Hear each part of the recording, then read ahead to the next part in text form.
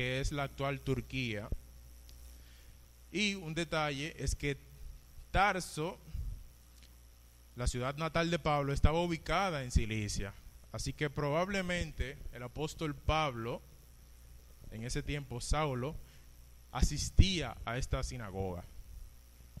Ahora bien, hay varias teorías sobre este pasaje.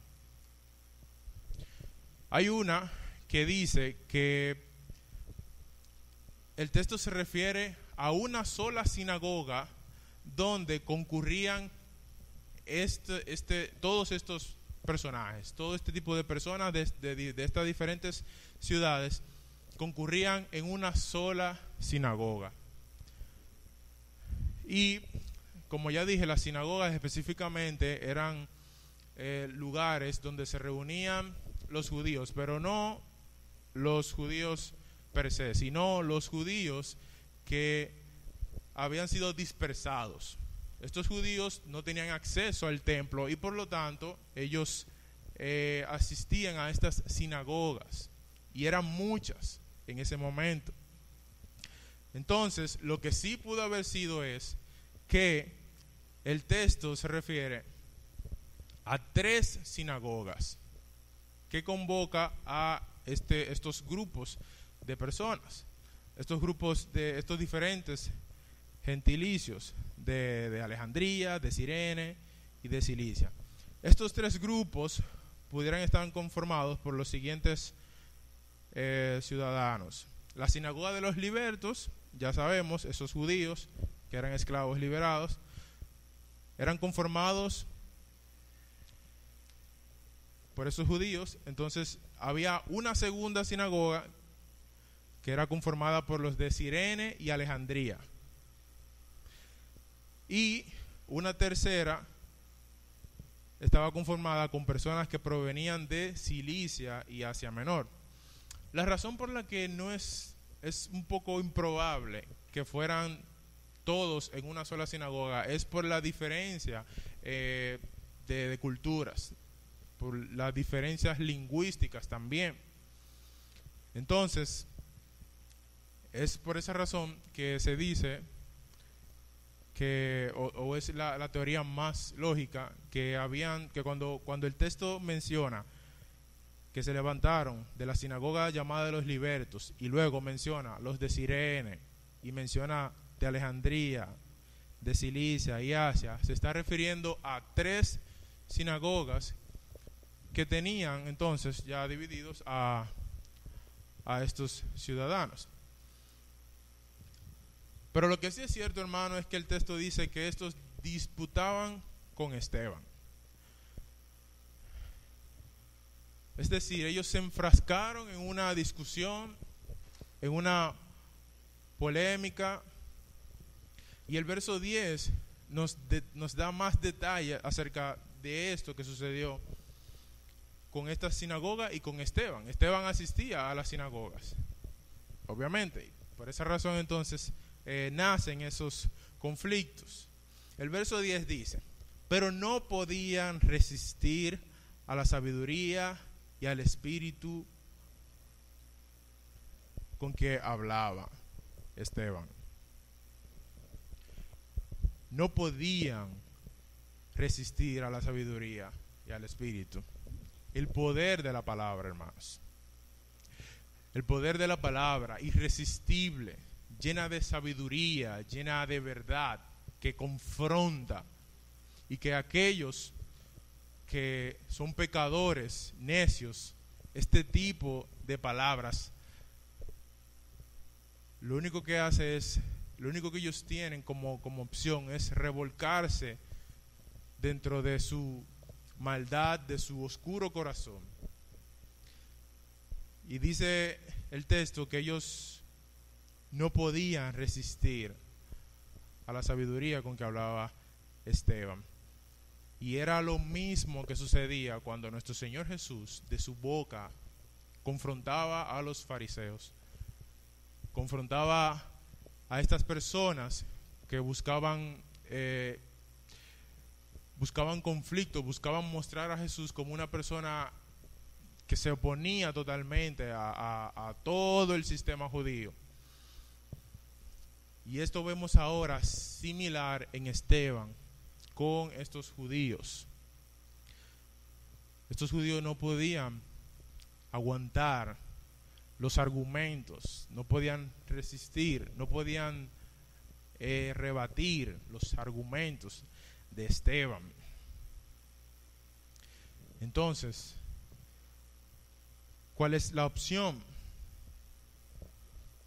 Estos judíos celosos, como dice Harvey Carroll en su comentario de Hechos, ellos acudieron a esa vieja espada oxidada que utilizaron los fariseos para crucificar a nuestro Señor Jesús. Y es ese mismo método que utilizan entonces estos judíos en este momento. Y es ese recurso de llevar esto ante el concilio, ante los tribunales, sobre la base del engaño. La misma situación que vimos con Jesús. ¿Y qué hicieron? Como dije, sobre la base del engaño, el verso 11 dice, entonces sobornaron a unos para que dijesen que le habían oído hablar palabras blasfemas contra Moisés y contra Dios. Y soliviantaron al pueblo. Y no solamente al pueblo, también a aquellos ancianos y a los escribas, y arremetiendo le arrebataron y le trajeron al concilio.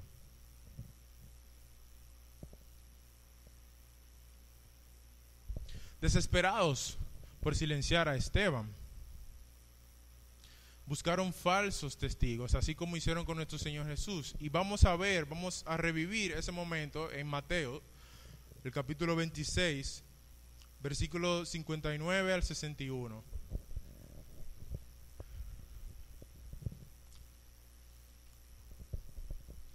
Mateo 26 dice, y los principales sacerdotes y los ancianos y todo el concilio buscaban falso testimonio contra Jesús para entregarle a la muerte. Y no lo hallaron, aunque muchos testigos falsos se presentaban. Pero al fin vinieron 2 testigos falsos. ¿Y qué dijeron? Dijeron,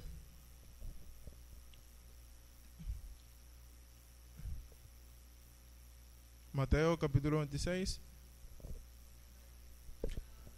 Sí, exacto. Ya leí.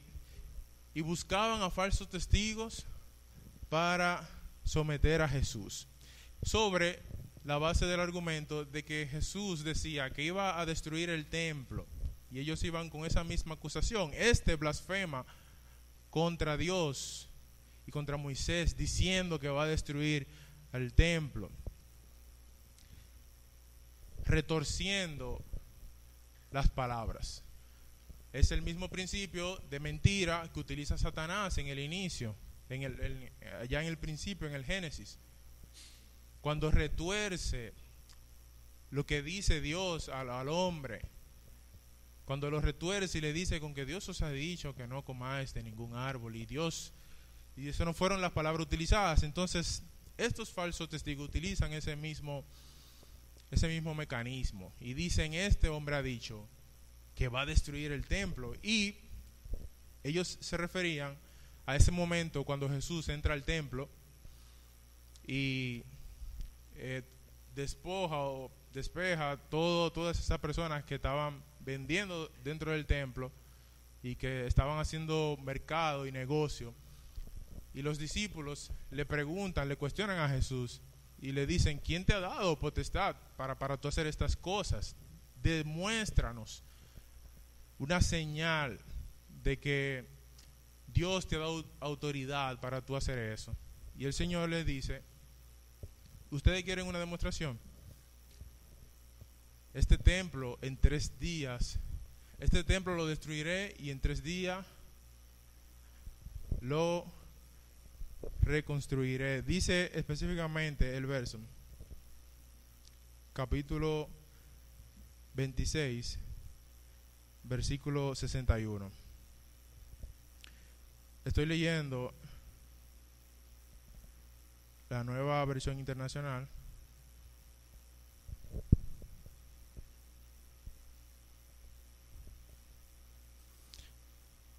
Juan, el capítulo 2, verso 19, dice: de acuerdo, contestó Jesús, destruyan este templo y en 3 días lo levantaré. Y el verso 21 dice: pero cuando Jesús dijo esto, este templo se refería a su cuerpo.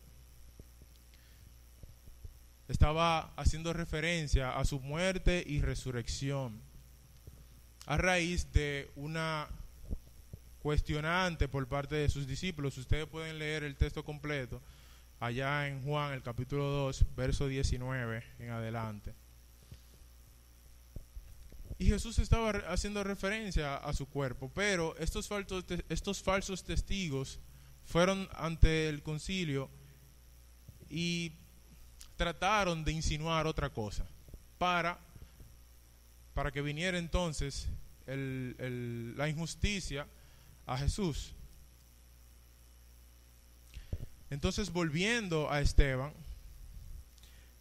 es prácticamente lo mismo que le sucede, porque el texto del versículo 13 dice: y pusieron testigos falsos que decían, este hombre no cesa de hablar palabras blasfemas contra este lugar santo y contra la ley.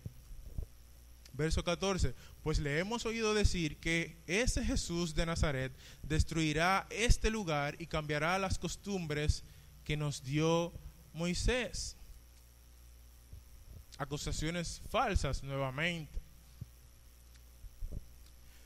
Las acusaciones falsas eran que Jesús de Nazaret destruiría el templo, ese lugar, esa imagen de idolatría que se encontraba en los corazones de estos judíos. Ellos habían perdido totalmente la intención desde la antigüedad, desde que el Señor le mandó a su pueblo a que le construyeran un templo. Pero más adelante, entonces, en los profetas, en Isaías, vemos cuál es el pensar de Dios con respecto a esto. Y supongamos que aún fuera esto, de que el argumento era que Jesús decía que iba a destruir el templo. Aún así,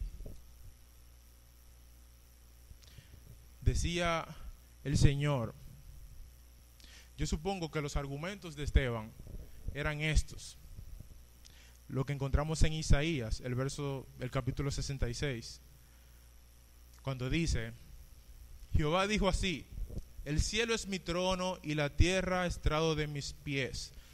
¿Dónde estará la casa que me habréis de edificar? ¿Y dónde el lugar de mi reposo? Mi mano hizo todas estas cosas, y así todas estas cosas fueron, dice Dios. Dios no está interesado en ningún templo que pudiera crear o hacerle el hombre, porque Dios es dueño de todo. Y los judíos, para nosotros no es un secreto que estas figuras terrenales eran una memoria de sus ancestros y llegaron al punto de la idolatría. Y precisamente lo que Esteban estaba enseñando sobre estas cosas, ellos no lo veían a simple vista. Ellos solamente se enfrascaban en la figura, en esa imagen que servía como un ídolo para ellos del templo. Y probablemente la predicación de Esteban era que este templo, esto era inservible. Esto era una casa vacía que ya no servía para nada, porque ese sistema ya había sido sustituido por nuestro Señor Jesús, porque ya Dios no moraba en un templo, ya la presencia de Dios no descendía en un templo. Pero estas cosas eran blasfemia para Dios, delante de los judíos y delante del Sanedrín. Ellos también argumentaban de la acusación a Esteban: y cambiará las costumbres que nos dio Moisés. En cuanto a las costumbres que nos dio Moisés, nosotros hoy en día también tenemos personas o grupos que son como estos judíos, que las costumbres y los rituales enseñados en aquella época también hoy en día son, lamentablemente, son objeto de idolatría. Somos objetos de idolatría, y los judíos acusaban a Esteban de que él venía a cambiar esto. Él venía a cambiar todas esas costumbres que fueron enseñadas por los patriarcas, por Moisés, la ley, los sacrificios. Y vuelvo y repito, yo no dudo en que Esteban estaba rebatiendo estos argumentos con otros argumentos, como el de ya no es necesario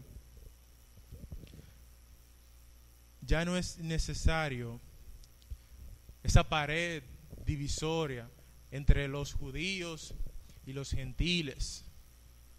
Ya no era necesario ese sacrificio, ya no era necesario ese altar de sacrificios,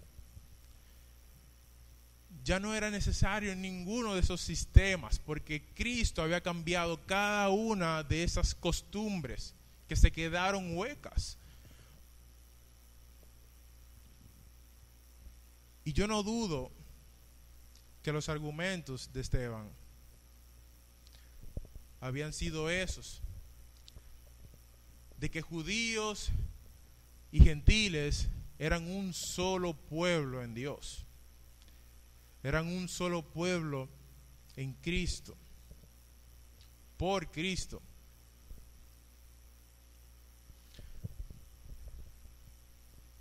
Y el verso 15 dice: entonces todos los que estaban sentados en el concilio,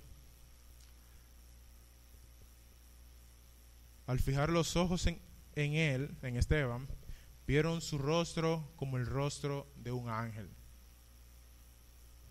Todos en el Sanedrín escucharon los cargos con que se le acusaba a Esteban.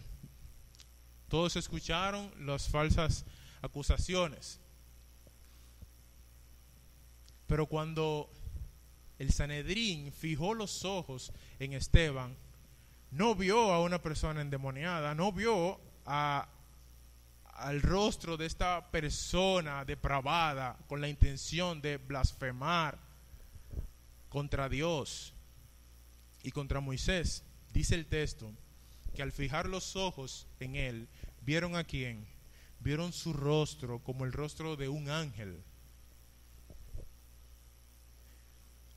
Vieron su pureza con tan solo contemplar su rostro.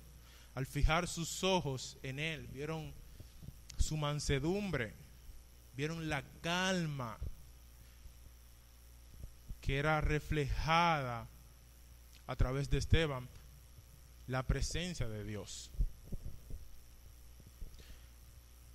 Entonces, yo me imagino cuando ellos ven las acusaciones y entonces ven al acusado y como que no corresponde. Lo mismo que pasó con nuestro Señor Jesús. Delante del concilio, todas las acusaciones que le hacían no eran coherentes con la persona, con el victimario, la persona que hace el acusado, la persona que hace el agravio. No era coherente. Y veíamos cuando se le preguntaba a nuestro Señor, y esa misma quietud, esa misma calma, esa misma paz, que era algo incomprensible en ese momento, porque como una persona acusada de un cargo serio, porque la blasfemia era castigada con la muerte, y como una persona que se le está siendo acusada está con esa calma, está con esa paz inmutable. Y eso mismo entonces pasaba con Esteban. Dice el texto, y su rostro como el rostro de un ángel.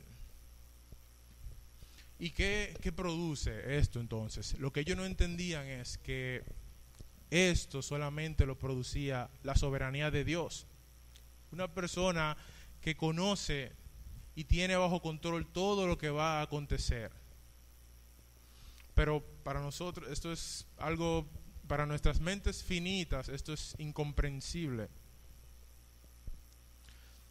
Y fíjense cómo poco a poco en cada aspecto, en cada detalle del ministerio de Esteban, hay similitud en la de nuestro Señor Jesús también.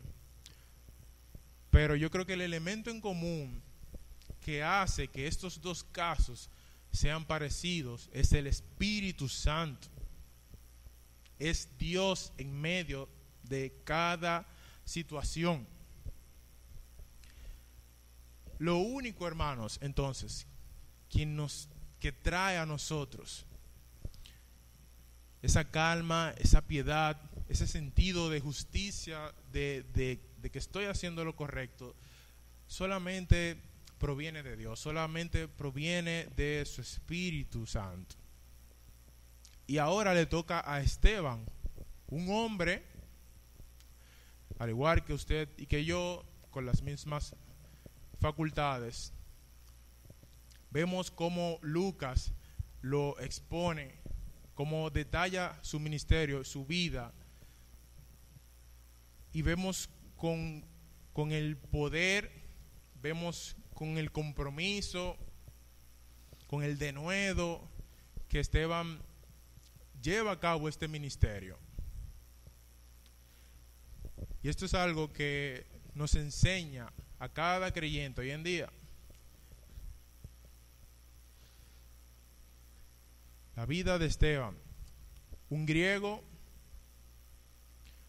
que de su congregación es llamado a servir a las mesas para las viudas, pero que también no solamente su ministerio se limita en esas cosas, sino que su ministerio trasciende el del servicio en una congregación y lleva la palabra de Dios, evangeliza, predica, y Lucas nos enseña que lo hacía con poder.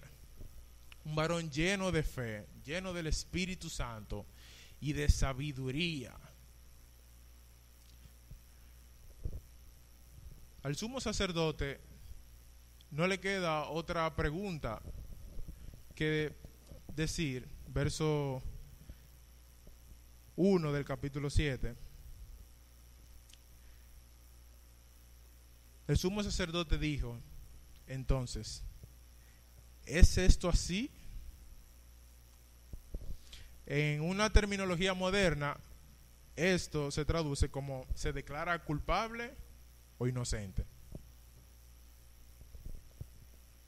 Esta pregunta de que es esto así hace referencia a que ¿cuál es su respuesta? ¿Usted se declara culpable o se declara inocente? El sumo sacerdote probablemente en ese tiempo había sido Caifás, porque Caifás ejerció el oficio hasta el año 36 después de Cristo.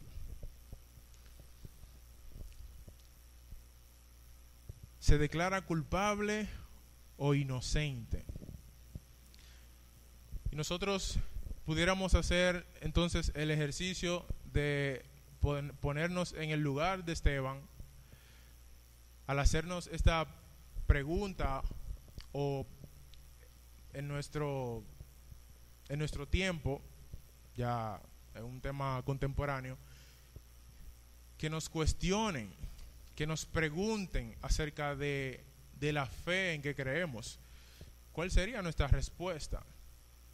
Nosotros la semana que viene vamos a ver entonces cuál es la respuesta, bastante larga, con mucho argumento, con mucho contenido y mucho poder de la palabra por parte de Esteban. Pero ahora nos toca meditar en nosotros y decir, ¿cuál sería mi respuesta entonces de una cuestionante hoy en día? Hoy en día donde hay tantas, donde se encuentran tantas ideas, donde se encuentran tantas corrientes de ideologías que cobran fuerzas y cada vez más son lideran al mundo y permean todos los aspectos de nuestras vidas, todas las áreas, las artes, el deporte, el entretenimiento. Toda esa ideología está cobrando tanta fuerza que cuando nosotros querramos también hacer ese trabajo de Esteban, de exponer y de predicar la palabra que va en contra de estas cosas, ¿seremos nosotros capaces también de ser como Esteban, o ser más bien como Dios quiere que nosotros seamos, y tener argumentos y exponerlo con valentía, con sabiduría, sabiendo que Dios tiene el control de todas las cosas? En este momento Esteban sabía que su vida estaba en juego. Esteban sabía que la blasfemia era castigada con la muerte. Eso no era algo que pasaba por alto. Esteban estaba claro de eso. Y aún así, Esteban continuó con su fe. Fíjense que desde el inicio, Lucas nos deja saber que hay una estructura en la vida de Esteban y en su ministerio, y es la fe con la que él actuaba. Era esa fe a través del Espíritu Santo que le permitía llevar a cabo con valor, con valentía, con denuedo, con compromiso, esa verdad que iba de frente ante la ley, ante las costumbres judías, ante lo que se había aprendido desde la antigüedad y lo que ellos habían abrazado, al punto de que eran ídolos en sus corazones y valían y tenían más importante hasta que el mismo Dios. Y aún así Moisés, aún así Esteban, más bien, hace frente y da una serie de argumentos ya a partir del versículo 2, que lo veremos la semana que viene, porque en esta parte, hermano, nos toca recibir enseñanza de lo que el Señor nos quisiera mostrar en estos textos, inspirados por Él. De detenernos y ver ese ministerio de Esteban, de detenernos y apreciar cada detalle que Lucas nos muestra desde su origen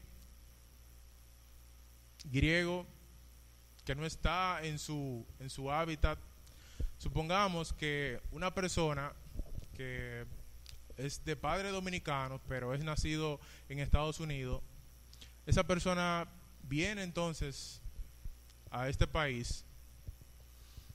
No sé si ustedes, creo que todos somos dominicanos, nativos, pero quizás si hubiera una persona que no sea de este país, pudiera tener una idea de esa sensación de quizás ese sentido de protección porque está en su patria y porque conoce sus leyes, conoce sus derechos, perdón.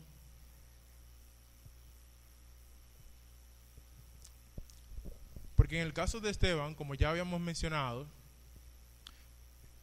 este judío de habla griega no estaba en ese entorno o en ese ecosistema donde pudiera tener ese sentido de protección porque estaba en su país. No, y aún así esto no le detenía, aún así esto no lo detuvo.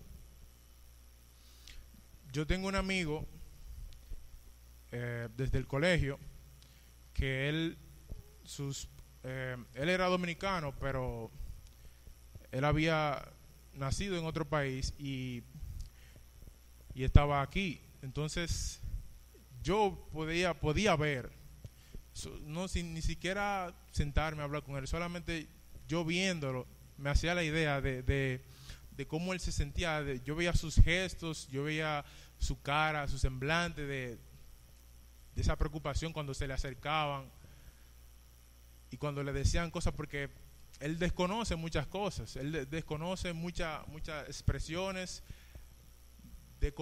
desconoce las intenciones. Cuando un extranjero está aquí, hay muchos comerciantes que se aprovechan de ellos por su ignorancia la ignorancia de cómo son los negocios, cómo proceden las cosas en otro país, y son hasta estafados. Nosotros sabemos eso, sabemos que si usted tiene un porte un poco extranjero, usted sabe que usted no puede ir solo al mercado, porque usted sabe que los huevos, que si son a 5 se los van a vender a 10 pesos. Y más o menos ese tipo de cosas nosotros pudiéramos ver que servían como atentaban contra atentaban contra Esteban, atentaban contra una persona que no estaba en su tierra. Entonces todas esas cosas, si la pudiéramos juntar para nosotros entender y tener una idea clara de la situación de Esteban, lo que estaba haciendo, su ministerio y cómo procedía, podemos ver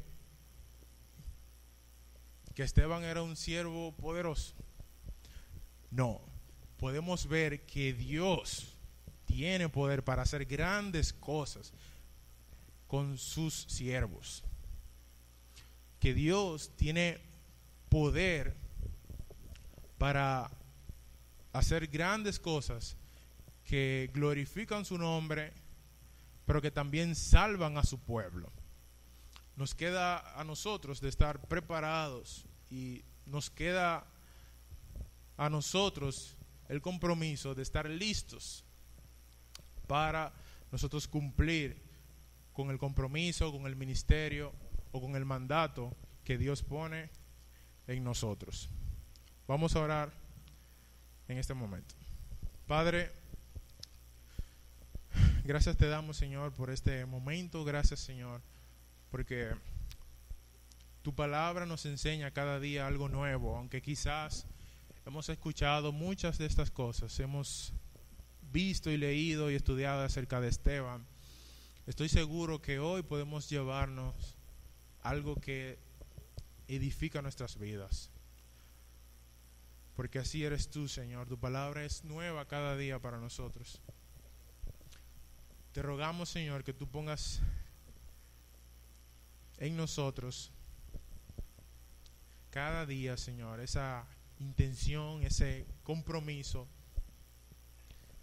de asumir, Señor, el ministerio, de asumir el compromiso que ya tú has contemplado en tu palabra, Señor. Ayúdanos cada día a tener ese valor, a tener esa fe que no mengua, para nosotros servirte, para nosotros también glorificar tu nombre y para nosotros también edificar a otros con tu mensaje.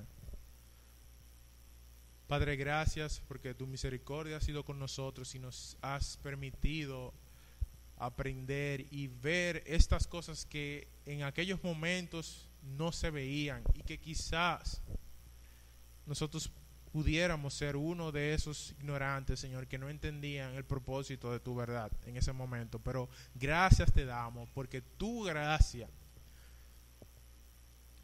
nos permitió conocerte y conocer de tu verdad y saber entonces cómo caminar junto a ti. Gracias por tu palabra, gracias porque nos enseña cada día y gracias porque tu palabra nos salva. Padre, cuídanos y guárdanos ahora que vamos a nuestros hogares y bendícenos en el nombre de Jesús. Amén.